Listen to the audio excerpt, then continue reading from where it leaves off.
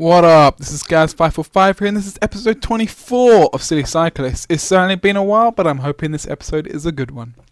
Starting off with number 10 and Cycling Mikey. I've been waiting for a submission from you, Mikey. I think this is a good one to start with.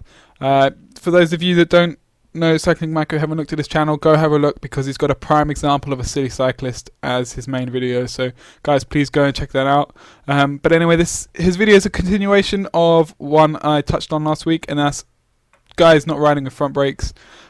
It's highly important that you do so. You can stop nearly twice as quickly with your front brake than you can with just your back brake or with the back braking from a fixie. So it's definitely worth using it, and people like Sheldon Brown, they've got good information on their website. Definitely use the front brake, guys. Number 9, 3 lanes of traffic up ahead, bus lane and 2 car lanes going my way, and there's a cyclist coming the other way. I'll do it slow motion for you that don't know, but obviously this is silly, and unfortunately what you can't hear is a cyclist actually going as he's doing it. Like, fuck, you're insane, mate. What are you doing? Number 8.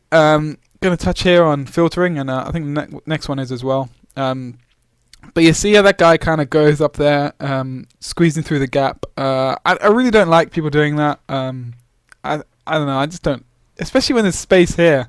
I just don't see why doing it. This guy with his mountain bike handlebars, which are quite wide, easily gets through. So really, there's no need. Number 7. Just arriving at work here, and the way our barriers work is these blue doors open and there's a barrier that comes up and down, and as you pass a sensor, the barrier comes back down again quite quickly. So as you'll see here, cyclist goes through and it comes down, and the car driver can't actually progress because it only lets one vehicle through.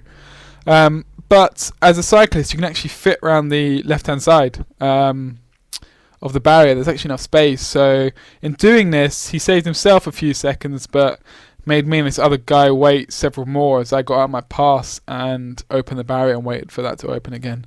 So thanks a lot, you selfish beep. Number 6 here. In front's a bendy bus, so this thing's really long. It's like 16 meters or something like that. So and again, another guy trying to go up the inside, and at first I thought, God, he's going for it. What are you doing, you absolute nutter? You're going to get squashed. You're never going to make it. But then I look and he hasn't. But seriously, what's the point of even stopping in that position? Like, why don't you just do what I'm doing and like take control of the lane? I just don't understand what's going through these people. Definitely very silly. Number 5, got a video submission from Base. There we go. I've said it. Whether it's right or not, it's a different matter. Anyway, we've shown this junction before, both of us, and that car's indicating left, and people stop up the inside. You can see what's coming. Like, seriously, the car's turning left. You don't have to be in front of it. There's not enough space to be in front of it. Just don't stop to the left of it. That's so risky. If that driver doesn't see you, you're going to get left hooked. Luckily, this doesn't happen and he gets away cleanly, but I've seen other cases where it's been very close. Number 4.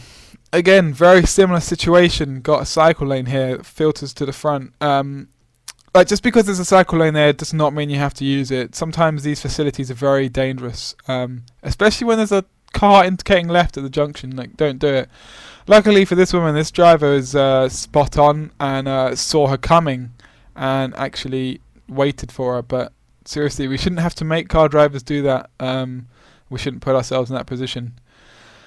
Number 3, this bus is indicating out of the bus lane because there's a delivery van blocking it, and this cyclist forces his way through, which forces oncoming traffic to stop. Really not a good idea. Really not a good idea. You'll see here that this oncoming car is like, you don't want to hit the cyclist, and did the right thing, but only because the cyclist was doing the wrong thing. Another submission here from, I'm not going to say it again, but this cyclist on the pavement is just absolute nutter. It's like, what are you doing? You're insane. Just jumps across the pavement with turning vehicles. It's just absolutely insane. Don't know what's going on. Anyway, I saw this a few weeks ago and I was like, damn, this is number 1 straight away. There's 2 lanes here, segregated cycle lane, and on a left, right, a normal lane. And you don't have to use a segregated cycle lane, but if the light's red, it's red for a reason, and that's to avoid left hooks, but this cyclist just cycles right through. And what you can't hear here is him actually shouting out. Go and watch the video, the original on his channel, and you'll see that. The link's in the description. It's definitely worth watching. But you can see here this car is actually indicating. It's not very visible in the video, but I'm sure that in real life it probably is. And this cyclist, look, you can see he does a little look at the driver. So he's aware that that's happening, but still puts himself in that position where, you know, A, you've broken the law, and B, you're putting yourself in danger. Don't be such a silly cyclist, mate. Anyway, good cyclist, and this is Peter the Womble.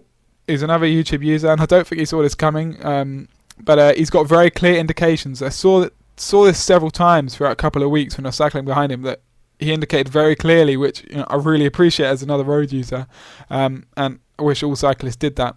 Anyways, you probably noticed there's been a little logo in the bottom right, and I've been busy. Got a website and a new Twitter feed, so the website's sillycyclist.co.uk. There's going to be hopefully some more posts on there, not all video based, maybe text based, from news around the world of silly cyclists that are in the news. And then I got a Twitter feed, Silly Cyclists, so you can tweet to me about stuff. If you tweet, make bird noises, or you can just tell me about your silly cyclists and I'll retweet them, and other people can see what's going on.